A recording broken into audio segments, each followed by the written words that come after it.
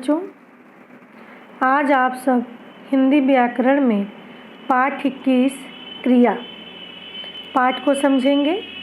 क्रियाएं क्या हैं? हम जो कार्य करते हैं वे क्रियाएं होती हैं, अथवा जिन शब्दों से कार्य करने या होने का बोध होता है वे क्रियाएं होती हैं। आइए बच्चों, अब जानते हैं क्रिया की परिभाषा क्या है। क्रिया की परिभाषा: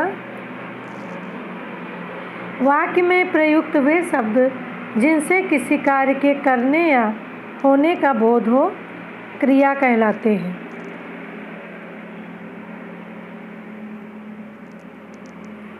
उदाहरण: रीता जा रही है, माँ जी खाना पकाती हैं, बच्चे बात कर रहे हैं। इन वाक्यों में जा रही हैं, खाना पकाती हैं, बात करते हैं, ये शब्द क्रिया हैं। फिर बच्चों जानते हैं क्रिया का वाक्यों में महत्व क्या है, क्रिया का प्रयोग क्यों किया जाता है। क्रिया वाक्य का अनिवार्य अंग है। क्रिया के बिना वाक्य रचना असंभव है। क्रिया विकारी होती है, इसलिए लिंग, वचन और काल के अनुसार बदलती है। फिर बच्चों एक विचार आता है कि क्रियाएं या क्रिया शब्द आते कहाँ से हैं, कहाँ से इनकी रचना हुई। तो इनकी रचना जो है वो संस्कृत की जो धातु रूप आप लोग पढ़ते हो उनसे होती है। धातु क्या है? क्रिया के मूल अंशों को धातु कहते हैं, जैसे लिख, पढ़, हंस इत्यादि। इनके अलावा जैसे देख, आ, जा, गा, चल, ये सब भी धातु क्रियाएं होती हैं।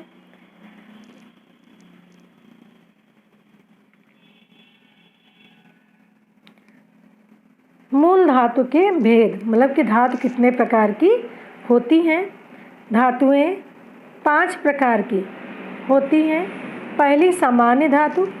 मूल धातु में ना प्रत्यय लगाकर बनाया गया रूप सामान्य धातु कहलाता है, जैसे पढ़ प्लस ना, पढ़ना।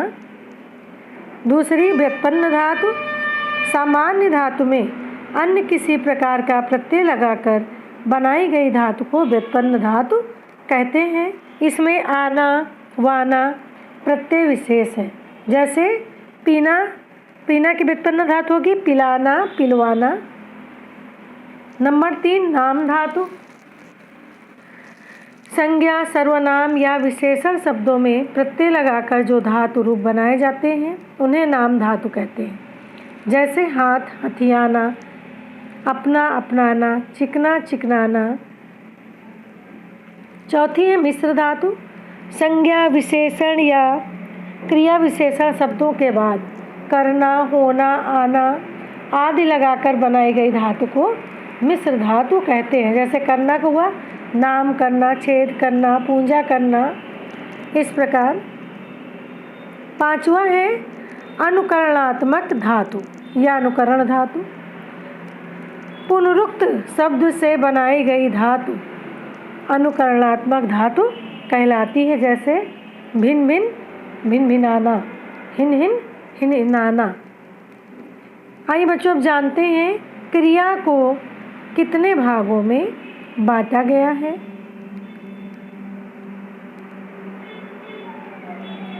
क्रिया को 2 आधारों पर बांटा गया है या वर्गीकृत किया गया है।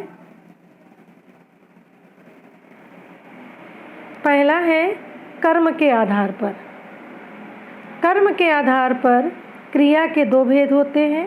पहली या कर्मक क्रिया, वे क्रियाएं जिनका प्रभाव कर्म पर ना पड़कर सीधे कर्ता पर पड़े अकर्मक क्रियाएं कहलाती हैं, जैसे बालक सो रहा है, मोर नाचता है।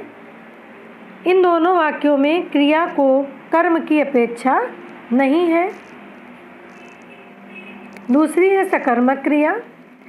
जिन क्रियाओं का प्रभाव कर्म पर पड़ता है वे क्रियाएं सकर्मक मानी जाती हैं, जैसे बालक फुटबॉल खेल रहा है। यहाँ फुटबॉल क्या है? कर्म है, और खेल रहा क्या है? क्रिया।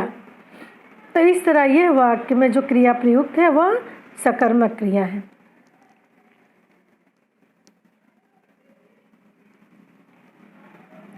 बच्चों दूसरा वर्गीकरण हुआ है संरचना के आधार पर।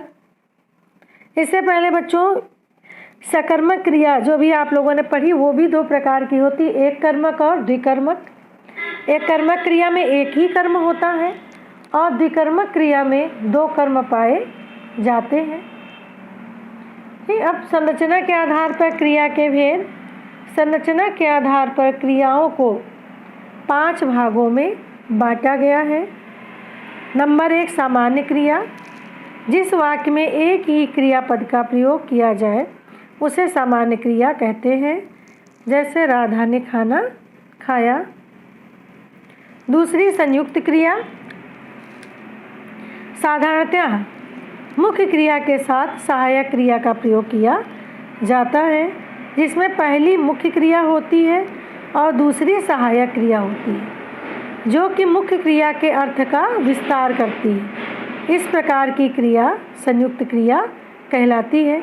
जैसे अंकिता घरेलू काम कर रही है ना, तो घरेलू काम क्या हुआ, आपकी संयुक्त क्रिया हुई।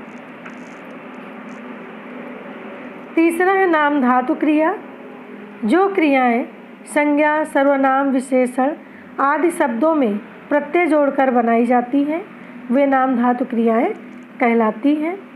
जैसे झूठ झुठलाना, टक्कर टकराना, अपना अपनाना, इस प्रकार की क्रियाएं। चौथी है प्रेरणार्थक क्रिया। जब कर्ता स्वयं कार्य न करके अन्य को कार्य करने के लिए प्रेरित करता है तब वह क्रिया प्रेरणार्थक क्रिया कहलाती है। जैसे रेखा अपनी बहन से पत्र लिखवाती है, मतलब रेखा स्वयं कार्य नहीं कर रही है, अपनी बहन को पत्र लिखने के लिए प्रेरित कर रही है। पांचवा है पूर्वकालिक क्रिया। पूर्वकालिक कैसे, पूर्व माने पहले, तो इस क्रिया की परिभाषा हुई मुख्य क्रिया से पहले होने वाली क्रिया पूर्वकालिक क्रिया कहलाती है। जैसे माँ थैला लेकर बाजार गई, तो लेकर क्या हुआ, पूर्वकालिक क्रिया हुई, और गई मुख्य क्रिया हुई।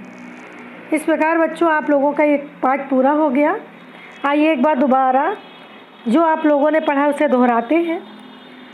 पहला पॉइंट, वे शब्द जिनसे कार्य के करने या होने का बोध हो क्रिया कहलाते हैं। कर्ता, लिंग, वचन और काल के आधार पर क्रिया का रूप बदल जाता है। धातु क्रिया का मूल रूप है। जब कर्ता स्वयं कार्य ना करके किसी दूसरे से कार्य करवाता है तो वह प्रेरणार्थक क्रिया होती है। रंजक क्रियाएं वाक्य के अंत को पूर्ण करती हैं और उनमें सौंदर्य भरती हैं। तो आशा है बच्चों ये पाठ आप लोगों को विस्तार से समझ में आ गया होगा।